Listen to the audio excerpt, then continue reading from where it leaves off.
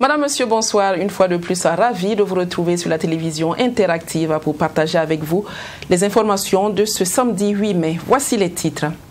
Troisième conférence nationale sur la redevabilité sociale. Le Conseil national des organisations de la société civile du Burkina Faso s'est penché durant 48 heures sur la contribution de la société au processus d'élaboration du nouveau référentiel national en matière de développement au Burkina. Ouverture de l'atelier de validation du projet de rapport de l'étude sur l'analyse des causes des conflits et de leur impact sur la mise en œuvre du PNDES. Les résultats de ce document prennent en compte la dimension sécuritaire, paix et résilience. Et puis Francis Ducre, décédé le 1er mai dernier à Ouagadougou, a été conduit à sa dernière demeure ce matin après avoir reçu les hommages de la nation burkinabé. La cérémonie d'adieu, riche en émotions, a rassemblé parents, amis et connaissances du défunt. Pour la troisième fois, le Conseil national des organisations de la société civile du Burkina a tenu sa conférence nationale sur la redevabilité sociale. Les réflexions de cette édition ont porté sur la contribution de la société au processus d'élaboration du nouveau référentiel national en matière de développement au Burkina Faso. La rencontre qui a ouvert ses travaux le 6 mai dernier s'est refermée hier avec des propositions pour enrichir l'élaboration du nouveau PNDES. Michael Tougui. Le Conseil national des organisations de la société civile du Burkina Faso ne veut pas être en marge du processus d'élaboration et de validation du nouveau référentiel. À travers ce panel sur la question de redevabilité et de bonne gouvernance, les participants vont apporter leur contribution afin de prendre en compte les préoccupations des populations. C'est qu'il faut mettre l'accent sur la nécessité de faire du développement du Burkina Faso maintenant à partir des réalités de chaque région. Parce qu'à cette rencontre, nous avons analysé ce que les gens ont voulu dans leurs différentes régions. Et on a vu que les besoins sont particuliers d'une région à une autre. Il y en a qui ont besoin de routes, il y en a qui ont besoin d'écoles. Alors, si vous faites un document au niveau national qui dit de façon bateau ce qu'il faut faire, sans donner certaines orientations spécifiques, ça ne peut pas faire la différence avec les autres référentiels. Donc la réflexion a été orientée dans ce sens en se disant qu'il faut aller avec ce que les populations à la base souhaitent dans les différents secteurs de planification. À cette troisième édition de la conférence nationale sur la redevabilité et la bonne gouvernance, il a été aussi noté par les participants que des pratiques comme la corruption et la malgouvernance ont toujours la peau dure au Burkina Faso. Sur cette question de corruption, Jonas Yen interpelle directement le président du Faso. En plus, on voit que quelque part, il y a un certain écart entre ce que le peuple à la base veut et ce que le politique veut. En tant qu'organisation sentinelle de veille citoyenne, et en considérant que nous passons d'un référentiel à un autre, il va tout à fait normal que nous soyons beaucoup plus regardants. Non seulement sur la mise en œuvre de ce référentiel qui va venir, pour qu'à l'évaluation, à sa fin, on ne retombe pas encore dans les mêmes discours que les référentiels passés, et qu'également, sur certaines questions de gouvernance, on soit beaucoup plus regardant, notamment les questions de corruption qui ont de la peine à prendre vraiment. Donc, nous devons être aujourd'hui très regardants pour, en quelque sorte, aussi combler, j'allais dire, certaines insuffisances laissées par l'opposition. Cette troisième édition de la conférence nationale sur la redevabilité s'est tenue du 6 au 7 mai sous le thème « Contribution de la société civile au processus d'élaboration du nouveau référentiel en matière de développement ». Toujours nouveau référentiel de développement du Burkina Faso, la secrétaire générale de la primature, Yvonne Rouamba-Guigma, a présidé hier à Ouagadougou la cérémonie d'ouverture de l'atelier de validation du projet de rapport de l'étude sur l'analyse des causes des conflits et de leur impact sur la mise en œuvre du PNDES. Ce rapport est censé orienter l'intervention publique au cours du quinquennat 2021-2025. Mamidriana Kamabou. Le Burkina Faso fait face à plusieurs types de conflits. Des conflits qui représentent un sérieux handicap au développement du Faso. Pour comprendre les causes de ces crises et leur impact sur le développement, le gouvernement, avec l'appui de ce partenaire technique et financier, a fait réaliser une étude. Les résultats de cette étude ont été validés au cours de cet atelier. La réalisation de cette étude entre également dans le cadre de la deuxième phase de l'initiative Évaluation pour la prévention et la consolidation de la paix. Le rapport de cette étude dresse un portrait détaillé des causes de la fragilité du pays face à la violence des groupes armés terroristes auxquels le Burkina Faso est confronté pendant qu'il lutte contre les crises liées aux revendications sociales et à la pandémie de la Covid-19. Selon la secrétaire générale de la primature, Yvonne Rwamba, certaines recommandations de l'étude ont déjà été prises en compte dans le projet de document de référentiel national de développement 2021-2025. Selon toujours elle, le processus de validation est en cours avec l'organisation dans les prochaines semaines des assises nationales sur le dit référentiel. Le projet de rapport met également en évidence les facteurs de résilience que le gouvernement du Burkina Faso et ses partenaires peuvent et doivent chercher à renforcer dans le but de consolider la paix, la cohésion sociale et le développement à long terme. Il formule des recommandations d'action multisectorielle à prendre en compte à court et moyen terme afin de renforcer la résilience, de reconstruire le contrat social et d'améliorer les résultats de développement. Pour la représentante des partenaires techniques et financiers, la rencontre de ce 7 mai marque la fin d'un processus qui a duré environ 6 mois et qui a été productif. La crise sécuritaire a impacté négativement la mise en œuvre du PNDS. Cette étude a été donc lancée pour anticiper, pour pouvoir tirer des leçons, afin que dans le prochain référentiel national de développement, le gouvernement puisse prendre en compte cet aspect. Le district 403A3 du Lions Club International a tenu son 3e congrès ce samedi 8 mai à Ouagadougou. Les gouverneurs de cette association vont passer en revue les actions menées de juillet 2020 à nos jours. Pour ce 3e congrès, l'accent est mis sur l'engagement féminin. Au sortir de cette rencontre, des recommandations seront faites afin d'aider les Lions à mener à bien leur mission qui est de servir. Mamidriana Kamabou. Du 1er juillet au 8 mai 2021, le Lions Club International a mené des actions en faveur des femmes et des enfants. En plus de ces femmes et des enfants, les Lions du district 403A3 ont porté assistance à des malades atteints de cancer infantile, de diabète et de problèmes de vue. Outre ces actions, l'accent a été également mis sur l'environnement. Les membres de ce club service au cours de ce congrès ont passé en revue toutes ces actions menées. On a fait beaucoup d'activités dans le domaine de l'environnement. Tous les clubs ont fait des activités. On a fait des activités sur le diabète et sur la faim. On a donné des vivres aux personnes déplacées. Et maintenant pour l'action phare qui était en faveur des femmes et des enfants, nous avons eu un financement de notre fondation, le Lions Club International, la LCIF, pour faire un centre d'oncologie à l'hôpital Yalgado Ouedraogo. Recrutement et maintien de l'effectif féminin, défis et opportunités, c'est le thème qui a été retenu pour ce 3e congrès. À travers ce thème, nous voulons exhorter dans les clubs à recruter des femmes et surtout à leur permettre d'occuper des postes de responsabilité. Nous voulons aussi demander aux femmes d'accepter d'occuper ces postes de responsabilité parce que souvent ce sont les femmes même qui refusent. Donc il y a le recrutement des femmes et il y a aussi leur promotion en les laissant occuper des postes de responsabilité. Dieneba Diallo est la première femme à avoir occupé ce poste de gouverneur du district 403A3 de Lions Club International. Occasion pour le parrain de la cérémonie, par ailleurs ancien membre de cette association, de féliciter cette dernière pour son leadership. Depuis plus d'une année, nos pays sont traversés par la pandémie de la Covid-19, il y a l'insécurité, ce qui ne facilite pas les activités. Malgré cela, elle a su adapter les actions du Lions Club, notamment d'abord la tenue des réunions, en faisant en sorte qu'une partie se fasse en présentiel, une autre partie en ligne, pour ne pas faire baisser le niveau des activités. Donc c'est pourquoi il faut la féliciter. Et au terme de ce congrès, des recommandations ont été formulées.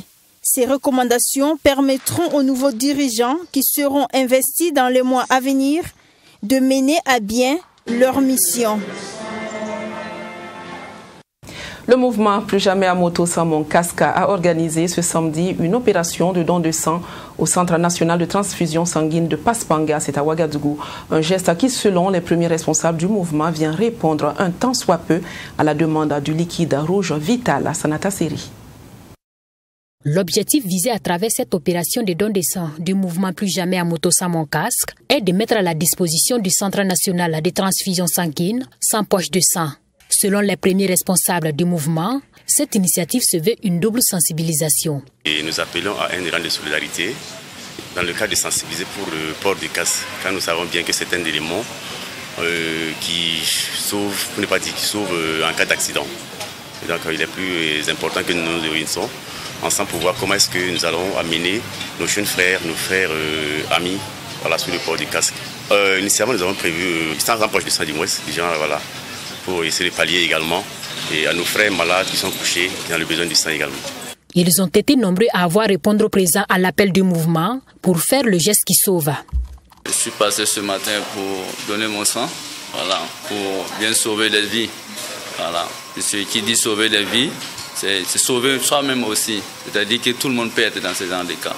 J'aimerais sauver des vies, des gens qui souffrent actuellement et manquent de sang. C'est ça qui m'a motivé. J'aimerais que tout un chacun prenne le pas, parce qu'il y a beaucoup qui en ont besoin pour rester en vie.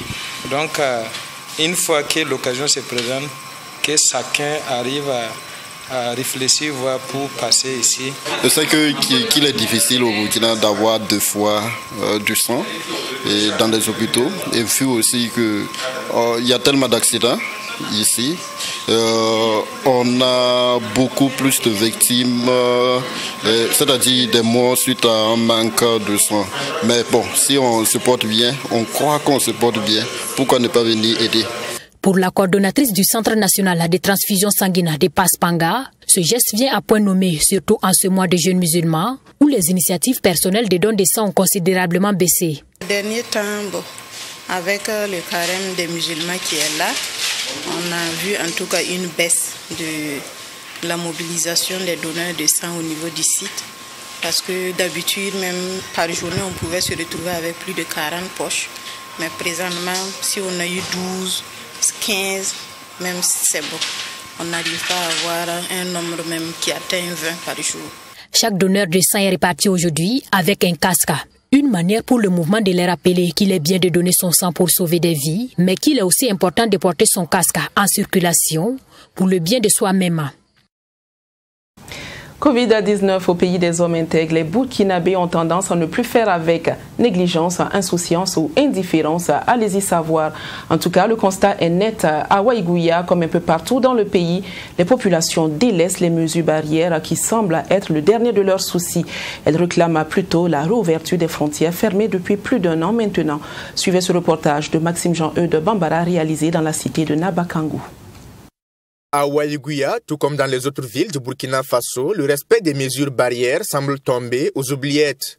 Difficile de voir en circulation les populations en masque ou même voir des dispositifs de lavage des mains devant les services ou dans les lieux publics.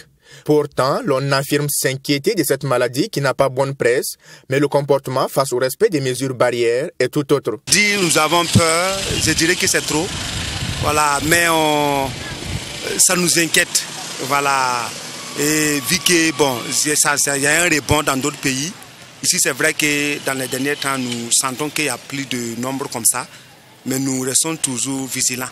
Nul ne veut mourir, n'en parlons pas, puisque une fois que tu es malade, ça va engendrer en tout cas des dépenses pour la famille. Donc chacun en tout cas lutte, fait de son mieux pour préserver sa santé d'abord. Une maladie sans remède, c'est normal que ça inquiète. On va faire comment? Tout est au ralenti maintenant.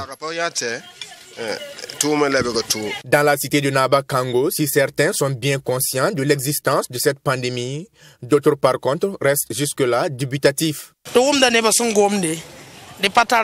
On entend les gens en parler, mais ici à Waïgouya, nous ne sommes pas au courant d'un cas. Tantôt on dit qu'il y a cas à Ouaga, Bobo, nous on entend seulement parler.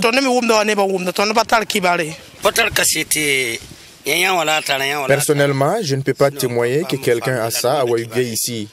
Mais on entend parler de ça ailleurs. On nous dit toujours de continuer à laver les mains et à porter les masques. Plus d'une année que les frontières terrestres sont fermées par décret présidentiel pour freiner la propagation de la maladie. Et pour les commerçants, la situation devient de plus en plus intenable. La fermeture des frontières joue beaucoup sur notre commerce, mais le plus important, c'est la santé. Ça nous dérange parce que les marchandises n'entrent plus et tout est devenu cher. Si tu sors et tu ne gagnes pas quelque chose, le soir à la maison, ça sera compliqué. Mais nous prions pour que la maladie soit maîtrisée et qu'on ouvre les frontières.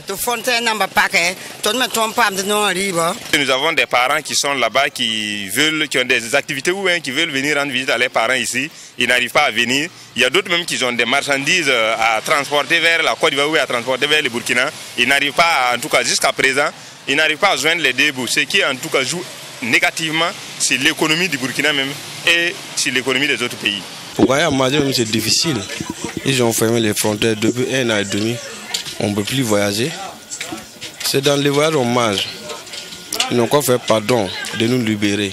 Depuis le début de l'année 2021, la courbe de l'évolution de la maladie a une tendance baissière, mais selon le président du comité sectoriel santé, la vigilance doit être de mise pour une totale maîtrise de la deuxième vague de recrudescence enregistrée après les élections. À la date du 3 mai 2021, la région du Nord comptait 40 cas confirmés, 1 cas sous traitement et 0 décès selon les données du CORUS, le centre des opérations de réponse aux urgences sanitaires. La société minière Roxgold Sanou forme les jeunes de Bagassi dans la province à Débalé au métier de la mine. 16 d'entre eux ont reçu ce 6 mai leur attestation de formation. Fier du chemin parcouru par ces derniers, Isidore Kini, parrain de la cérémonie, a invité ses filleuls à être confiants et à persévérer dans le travail. Correspondance de Joseph Koudougou. 37 au départ, ils sont finalement 16 à avoir achevé cette session de renforcement de capacité sur les métiers de la mine. Organisée à Bagassi dans la province des Balais sur initiative de la société minière Roxgold Sanou, cette formation a concerné exclusivement des jeunes de la localité. Nous fêtons aujourd'hui le succès de ces jeunes, leur travail acharné pour avoir développé leurs compétences et avoir réussi leurs examens. Certains sont opérateurs d'usine, d'autres opérateurs de maintenance ou encore en administration minière. Ce sont à fin avril, ce sont 379 personnes de la région qui travaillent à Roxgold. Et cela inclut 121 femmes, auxquelles, bien sûr, on voit que 3-4 vont s'ajouter aujourd'hui. Pour rappeler que ce succès n'est pas simplement dû à la vision ou aux efforts de Roxgold, mais aux efforts de chacune des parties prenantes de Bagassi. Au thème de la formation, les participants ont reçu les parchemins et 8 d'entre eux ont été embauchés par l'entreprise Roxgold Sanou. Nous avons été dans 2 écoles différentes, les 8 qui ont été retenues aujourd'hui. On a été d'abord à Ouagadougou, dans une école de formation en traitement des minéraux, U2M, et dont les 8 autres étaient dans d'autres filières. Et ensuite, on a été à Bobo, dans d'autres centres différents. Les 8 jeunes qui ont été retenus actuellement. Et on a été au CSPIB, tout s'est bien passé. On a fait une phase théorique, ensuite une phase pratique. Voilà, on pense que tout s'est bien passé du début jusqu'à la fin. Et on a atteint les objectifs. Et Roxgold a respecté son engagement. Et voilà, on peut dire que nous y sommes arrivés. Le parrain de la cérémonie, Nyatan Isidore Kini, natif de Bagassi, a à son tour prodigué des conseils à ses filleuls. On n'a pas besoin d'avoir le bac, d'avoir la licence, d'avoir le master. Non. On peut atteindre l'objectif de la qualité, de la performance avec un niveau terminal. Et donc, ils n'ont pas à rougir devant qui que ce soit. Alors, les formations qu'ils ont reçues, j'ai écouté le représentant de Roxball. Je l'ai dit, en formation technique, on n'a pas droit à l'erreur. Bon, on peut faire une faute en dictée, c'est pas grave. Mais en technique, c'est impardonnable. Et donc, la formation est très importante. Et le niveau auquel ils sont parvenus, je suis satisfait, je suis technicien et je sais de quoi je parle. La 25e heure veut dire qu'ils prennent conscience. Cette formation dans le métier de la mine à Bagassi, faut-il le rappeler, a débuté en janvier 2019. Elle a accusé un retard dans son déroulement à cause de la pandémie à coronavirus, selon les premiers responsables de la société. Mois béni du Ramadan, la direction générale de Tam Tam Group Presse se rapproche davantage de ses agents, surtout de ceux de confession musulmane. Hier vendredi, elle a organisé en son siège une rupture collective de jeunes. Ce moment de partage a mobilisé l'ensemble du personnel de l'entreprise et connu la présence effective du président directeur général et du directeur général du groupe. Retour sur cette ambiance avec Ami Valiant et Sanata Siri.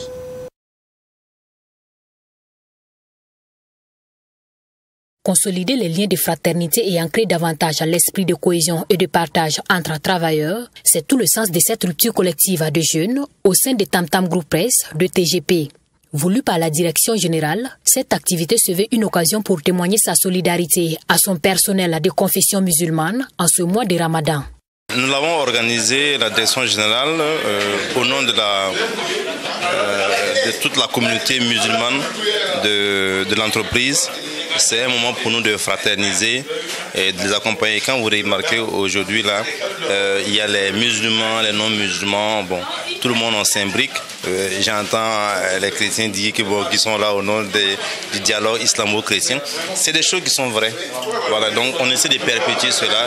Sans cela que bon, on essaie aussi d'organiser ça en entreprise. Ça nous permet encore de nous rapprocher davantage, de fraterniser et puis de dire que bon, on les soutient et que Dieu puisse agréer toutes les prières. Un acte salué à sa juste valeur par les agents, car explique-t-il, cette rencontre est riche en symboles et profonde de sens.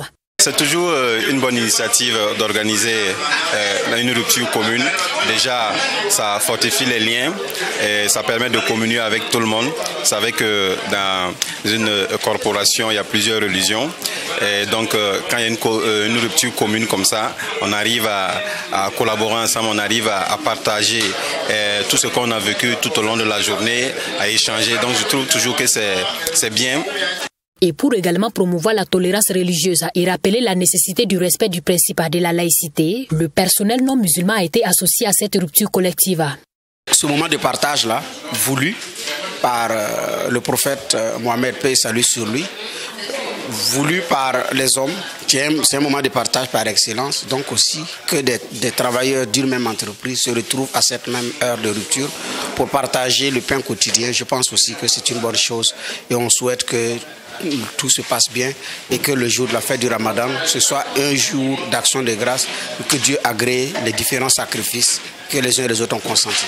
Cette collation nous permet de juste nous sentir entre collègues, la symbiose et cette synchronisation qui existe entre nous collègues qui sommes issus de différentes religions, de savoir que nous travaillons ensemble, nous collaborons ensemble et dans de pareilles situations, il faut qu'on arrive également à le montrer et à surpasser certaines barrières. Pour un coup d'essai, ce fut un coup de maître. Et les responsables de Tam Tam Group Presse entendent inscrire cette action de solidarité et de partage dans la durée.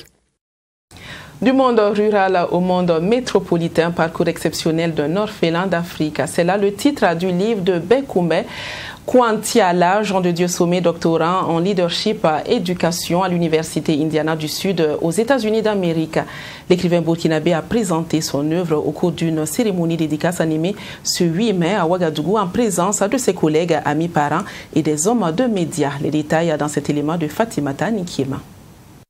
Du monde rural au monde métropolitain, parcours exceptionnel d'un orphelin d'Afrique est un roman subdivisé en deux parties. La première, consacrée aux leçons apprises par l'auteur. La deuxième, une lettre destinée à son fils. Il s'agit au total de 13 chapitres qui résument le vécu et le parcours de l'auteur, Bekwene Kuntiala Jean de Dieu Somé. Selon lui, l'œuvre qu'il propose au lecteur se veut éducative et interpellatrice.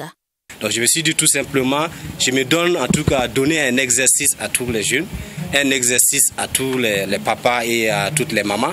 L'exercice de dire exactement à la jeunesse qu'on est peut-être riche parce qu'on a pu en tout cas faire tel et tel compromis. On est riche parce que voilà, on a fait telle et telle chose, telle et telle concession de par le passé, et que ceux qui veulent effectivement être à notre niveau là, qu'ils puissent savoir par où commencer. Pour que cet écrit qui vient d'être dédicacé voit le jour, l'auteur a pu compter sur l'aide de bon nombre de personnes, parmi lesquelles la directrice générale du Fonds national pour l'éducation et la recherche, FONER. Depuis que j'ai commencé à le suivre, à voir ses ambitions, sa volonté forcenée de réussir, de montrer quand même que les obstacles ne l'empêchent pas d'avancer. Chaque jour, un pas devant l'autre et jamais un pas en arrière, toujours à son rythme. Et j'ai vu une telle sérénité en lui et une telle, une telle force. Du monde rural au monde métropolitain, parcours exceptionnel d'un orphelin d'Afrique est un récit de 111 pages. C'est une œuvre autobiographique de Bekwene Kuntiala Jean de Dieu Somé, né en 1988 dans la province de la Sicile au Burkina Faso. Orphelin de père à l'âge de 6 ans et cadet d'une famille de 6 enfants, il raconte selon lui son parcours parsemé d'obstacles dans son œuvre.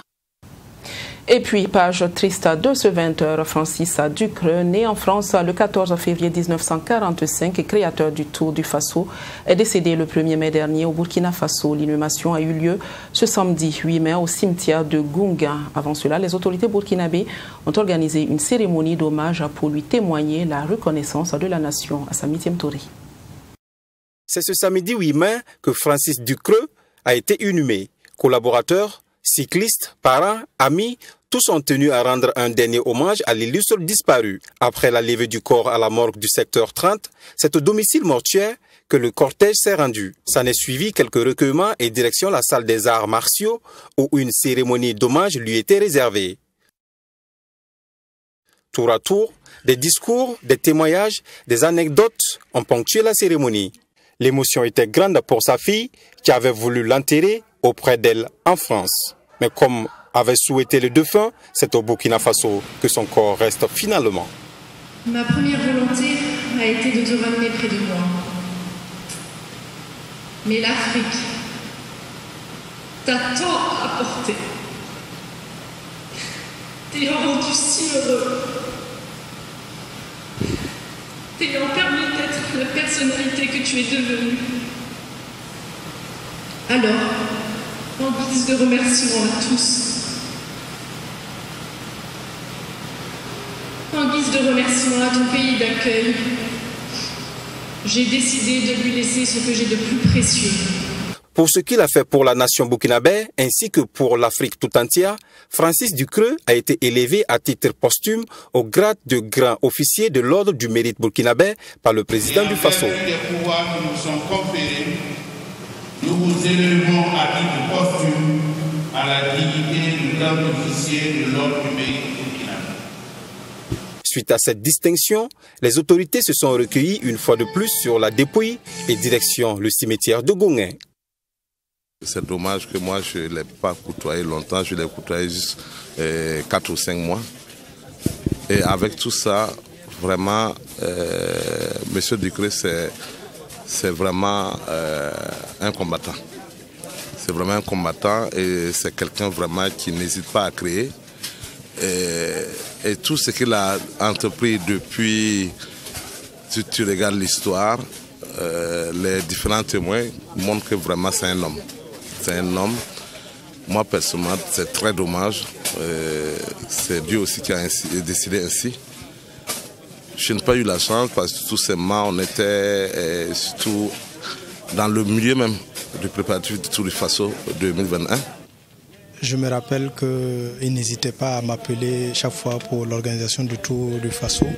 Et chaque fois quand il m'appelait, il disait « Monsieur le ministre, il y a l'étape de Waïgua, vous allez être parrain, est-ce que vous allez venir à l'étape de Waïgua? Il y a telle activité que nous organisons. » Même quand il a voulu faire son tour de l'impossible, il m'avait associé.